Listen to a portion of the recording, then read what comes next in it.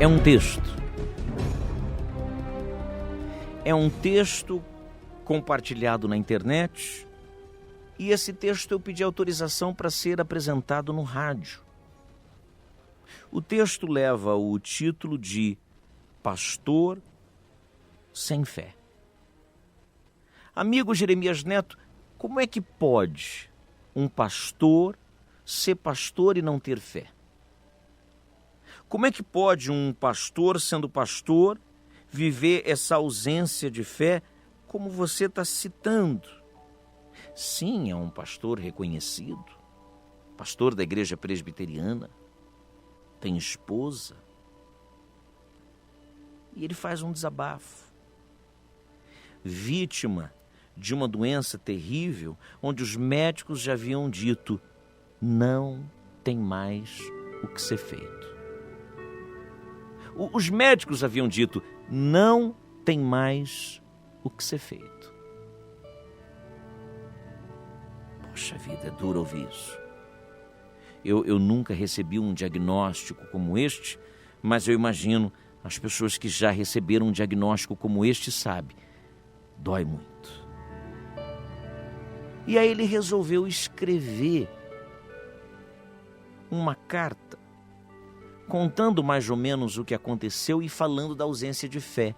No entanto, há uma valorização muito grande das pessoas que tiveram fé por ele, porque no fim Deus cura. Não estou entregando o final da história e nem dando spoiler, mas tentando te explicar que por mais difícil que fosse crer que a cura seria desatada, a cura aconteceu. Ainda que ele não cresce, alguém creu por ele, ou melhor, algumas pessoas creram por ele.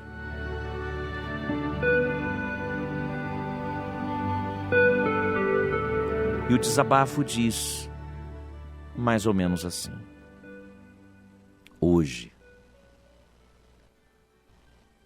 completo 16 dias de hospitalização devido à crise pulmonar.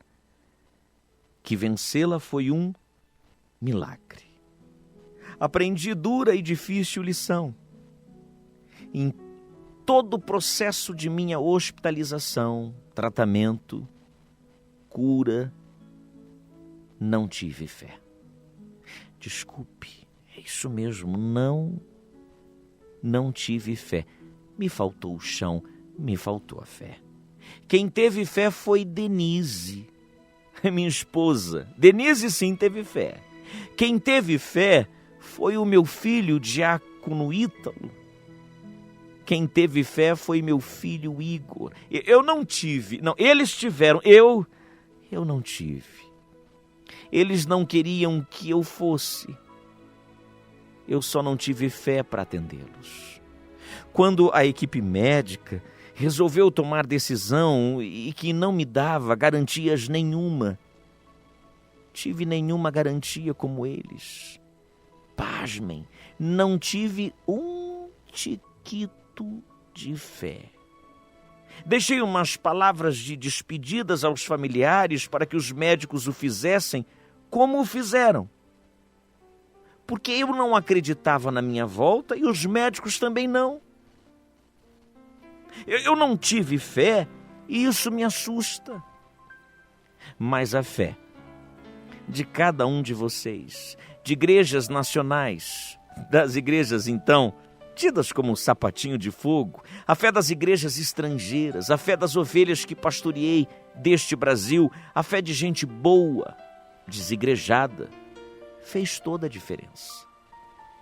Fé do futuro sogro de um dos meus filhos que em viagem ao sul, quando soube o que havia acontecido comigo, mesmo sem me conhecer, entrou numa paróquia católica, a primeira que viu, e orou 2 horas só pelo fato da minha futura norinha falar bem do que vivenciou em nossa casa. A fé dos meus, analisando-os na psicologia que aguardam nossos reencontros terapêuticos. A fé de gente que não via há muito tempo, mas que ressurgiram por aqui. A fé de gente que não abriu o bico, mas em sua singela fé creu que reviveria. A fé dos colegas pastores, soube de um que durante toda a minha internação nunca deixou de vir, nem que para dizer um olá a Denise e aos meus filhos. Fé da minha mãe, Dona Inês, 78 anos, e do meu pai, o seu Ivo, 92, que choravam o tempo todo para que eu não fosse. Fé da minha irmã, irmãos, primos, cunhados, sobrinhos, fé da equipe da UTI. Foram meus motivadores à vida. Marquei um almoço com eles em casa. Não tive fé, mas foi a fé da Dona Lalá, minha ovelha fundadora da Igreja Presbiteriana em Pirituba, que mesmo aos 87 anos deslocou-se de transporte público para com sua voz suave cantar enquanto estava deitado no leito. Seu olhar meigo me fez chorar por momentos que pareciam uma eternidade. Sou honesto, receei escrever esse texto, Pastor Sem Fé, porque poderia soar mal, incompreendido. Criei coragem para dizer que Deus cuida de nós. É conosco quando não encontra fé em seus filhos, que quando não há fé em nós, pode existir em pessoas que Deus usa para nos abençoar. Escreva esse texto saindo do hospital, alta definitiva, indo para casa, repensando essa história de fé, repensando a cura, repensando os milagres de Deus, repensando as coisas que Deus faz e opera através de gente que às vezes a gente nem conhece, mas que estão ali, intercedendo por nós, cuidando de nós, de fé em fé, de glória em glória.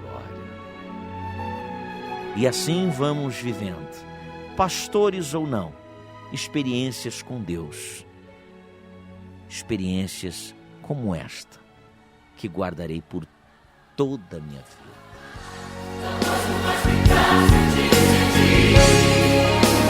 Nada vai impedir a unção de Deus sobre a tua vida. Diga: preciso de uma bênção, não vou desistir. Sem ela eu não vou sair daqui. Só saio quando o Senhor me tocar.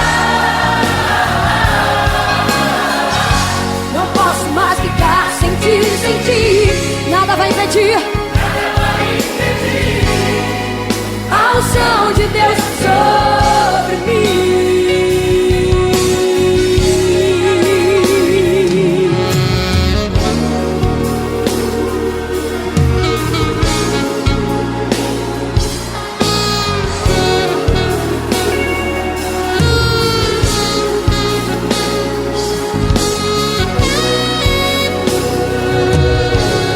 Largava um anjo, ele muito insistiu, não sairia dali.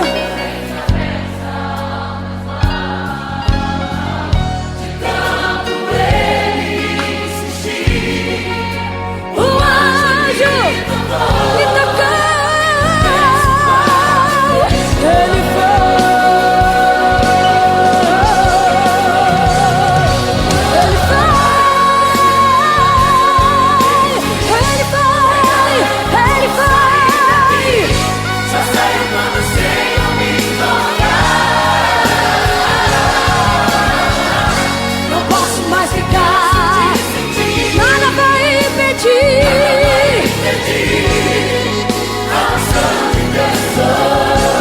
levanta sua mão agora, profetiza. Preciso de uma bênção, não vou desistir.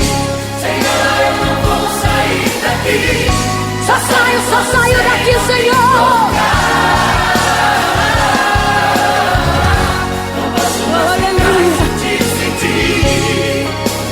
Nada vai impedir, nada. A unção de Deus sobre mim. A unção de Deus Sobre mim, sobre você, unção, cura e grandes milagres. Que depoimento lindo, que depoimento maravilhoso de um pastor que teve sua crise de fé, né? Todo mundo tem sua crise.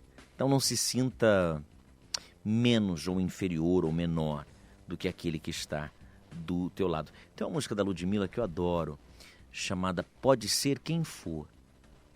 Deus, quando tem um negócio com um homem, vou tocar essa música, Pode Ser Quem For. Eu hoje quero encerrar o programa com essa música.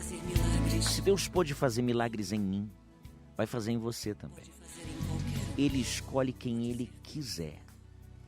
Ele opera grandes maravilhas no momento em que Ele quiser. Pode ser o menor da casa, pode ser o rejeitado. Ele fez com Davi, Ele fez comigo, Ele faz com você. Não fique achando que você deve ser isso ou aquilo para Deus te usar. Deus escolhe quem Ele quer. Fique com essa mensagem no teu coração e tenha uma tarde linda e feliz aqui na Adore FM.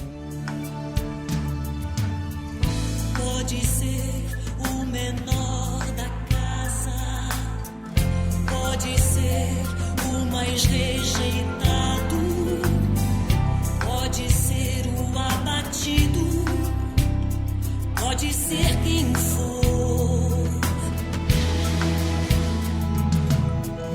Pode ser o que viveu à margem, pode ser o de qualquer linhagem, pode ser o mais ferido, pode ser de qualquer cor, de